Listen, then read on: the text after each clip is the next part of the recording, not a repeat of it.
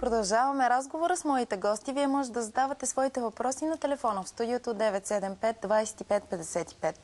Капче, ти каза, че си се справила с много болешки, които си имала, само благодарение на дишането. Да. Преди рекламите, в какъв период от време трябва да се тренира това дишане, за да можем да се избавим от проблемите? Ами те са определени програми и не напразно те са ги разделили за младежи, даже има за деца и за без граници възрастови. Има все пак и за възрастните хора. Да, има, абсолютно. И този сега от 11 до 13 в НДК по същия начин е без възрастови граници. В зала номер 3 на НДК.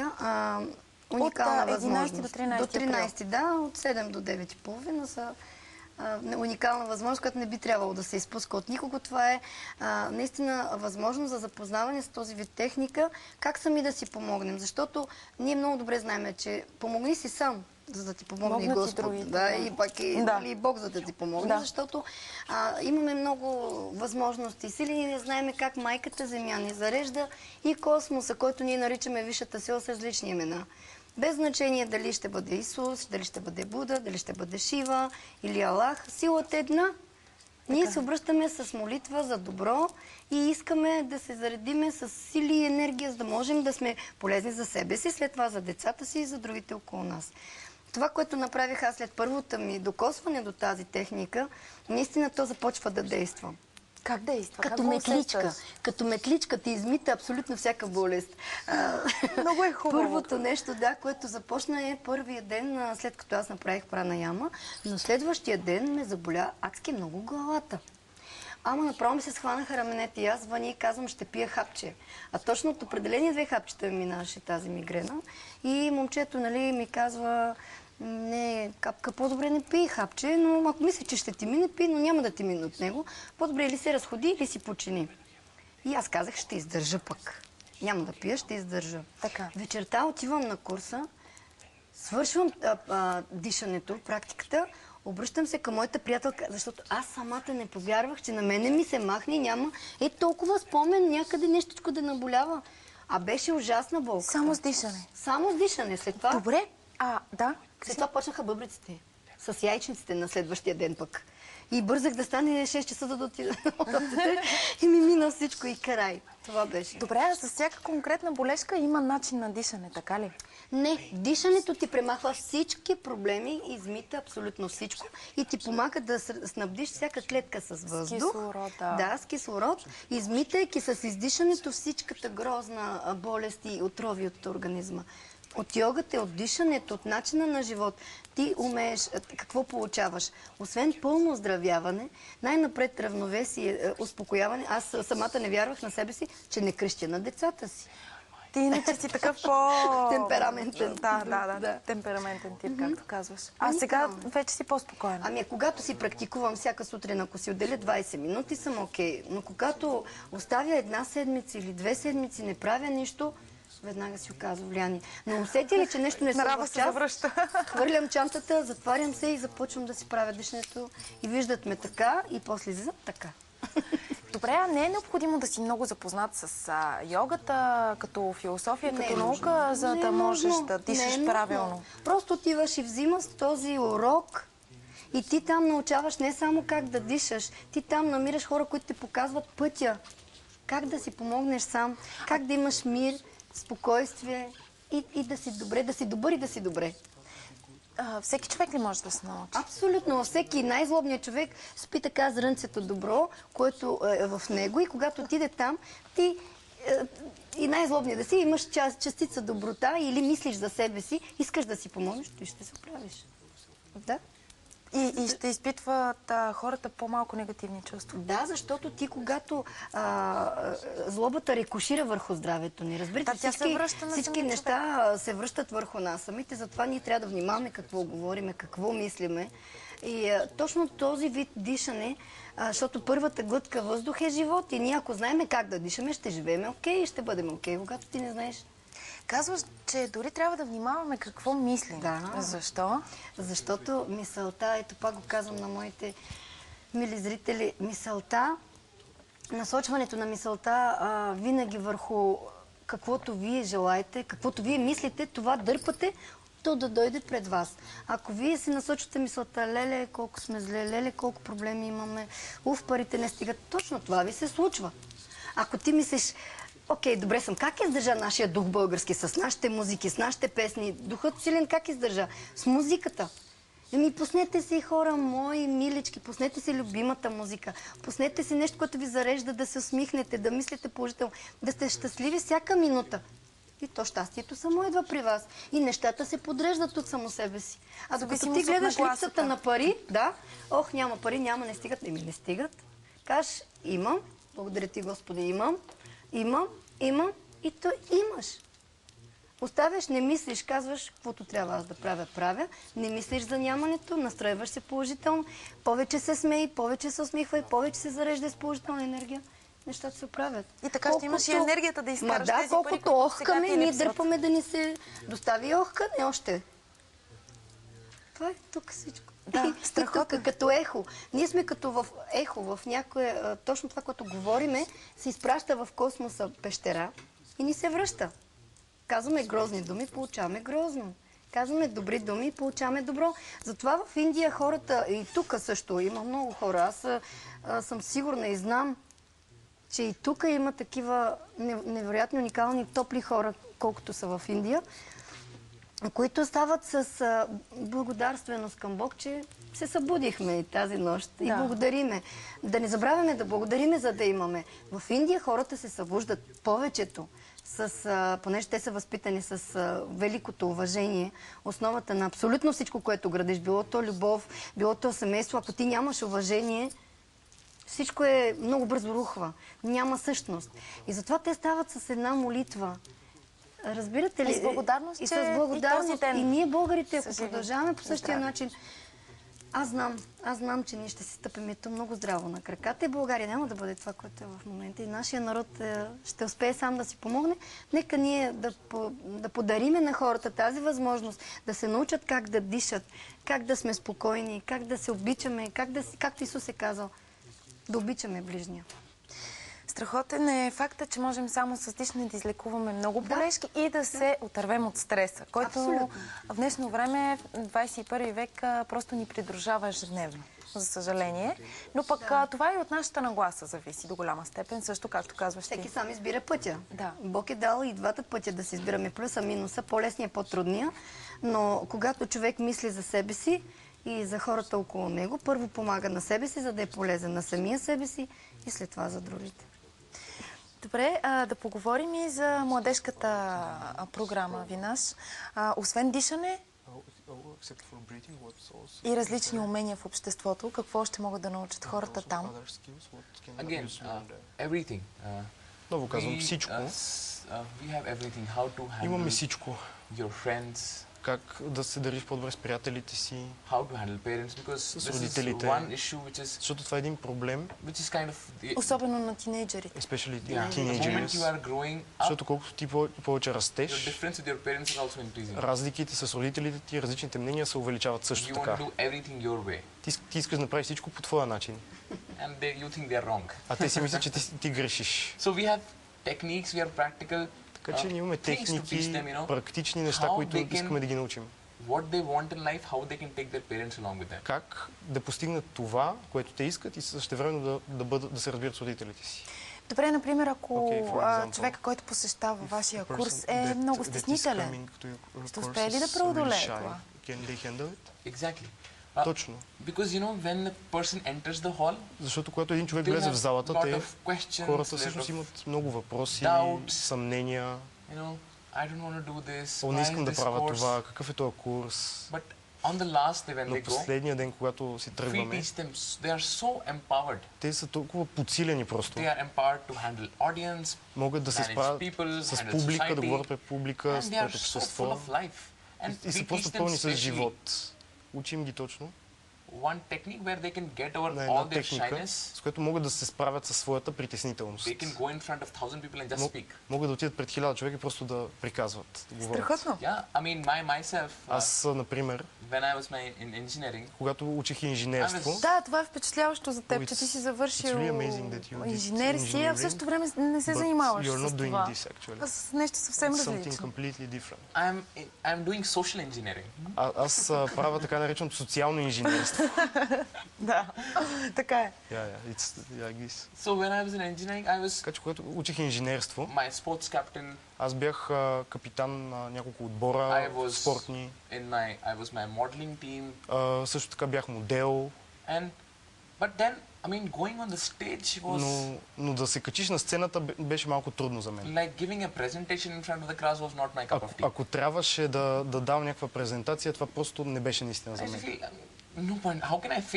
Как мога да се изправя аз срещу толкова много хора? Изкарах този курс, почнах да практикувам техниките и изведнъж се почувствах наистина толкова по-уверен. Защото всеки един човек има увереност. Например, когато седим с 3-4 близки приятели, ние сме толкова уверени. Когато сме с нашите родители, абсолютно естествени сме, много готини. Но когато се изправиш срещу 10 непознати човека, се колебаш. Така че проблема не е в увереността. Просто човек трябва да се чувства по-естествено с хората, да ги приема. Ние им даваме една техника, с която те могат да се справят с това нещо. Трудна ли е за изпълнение? Is it really hard to do? Simple. Не, много просто е. Толкова елементарно и в същото време толкова сложно. Изглежда супер елементарно. Но трябва често ежедневно да се практикува, за да свикнем. Техниката е горе-долу както си мием зъбите. Добре, нека сега да видим още едно видео, част от филма за Шри Шри.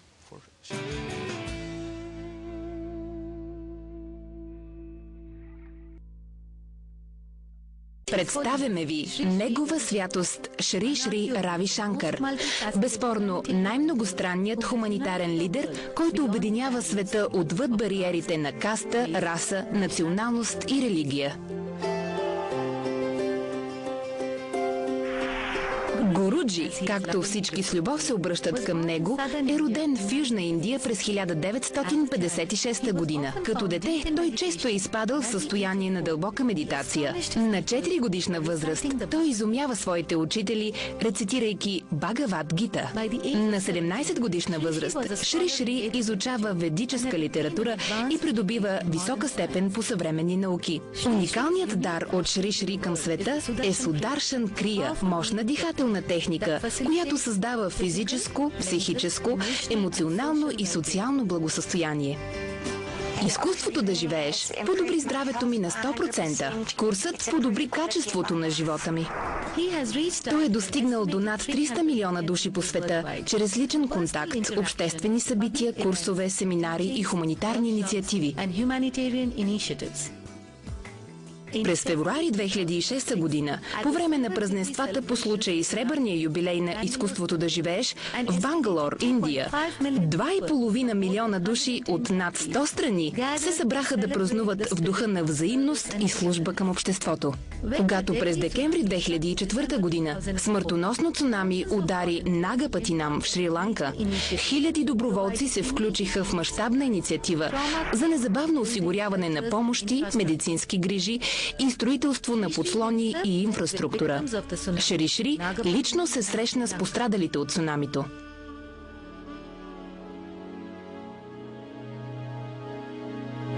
Шри Шри е вдъхновил много хора да прекратят насилието и да използват мирни средства за разрешаване на конфликти. Уважаван като безпристрастна страна с безспорна почтеност, той успешно събира хора от враждуващи фракции в региони като Шри-Ланка, Косово, Ирак и Кашмир. През септември 2003 година Шри Шри инициира многостранен подход за лекуване на силното страдание на хората в Ирак. През май 2007 година Шри Шри посети Ирак като посланник на мира по покана на иракския министър-председател Наури Ал-Малики. Шри Шри инициира няколко семинара за развитие на общности с цел повдигане самооценката на хората от непривилегированите групи, както и вдъхнови хората от селата да станат партньори в процеса на устойчиво социално развитие. Аз бях сериозен пушач. Пиех много, но сега след курса изкуството да живееш, просто си представете, само след първата част спрях пушенето, пиенето, просто спрях. Започнати са също редица инициативи за осигуряване на професионалното обучение на жени и намаляване на тяхната финансова зависимост. По идея на Шри Шри бяха основани 86 училища в селските райони на Индия, където детският труд и бедност са широко разпространени. Тези училища осигуряват безплатно качествено образование за децата от най-бедните слоеве на обществото, с което спасяват хиляди от принудителен детски труд. Той е отдаден на премахването на съществуващото разделение в света чрез възстановяване на древния индийски идеал Васудева Кутумбакам – едно световно семейство. Воден от убеждението, че любовта и мъдростта могат да доминират над омразата и нещастието, той води света от търпимост към любов, от егоцентричен успех към безкорисна служба, от разделение към приобщаване.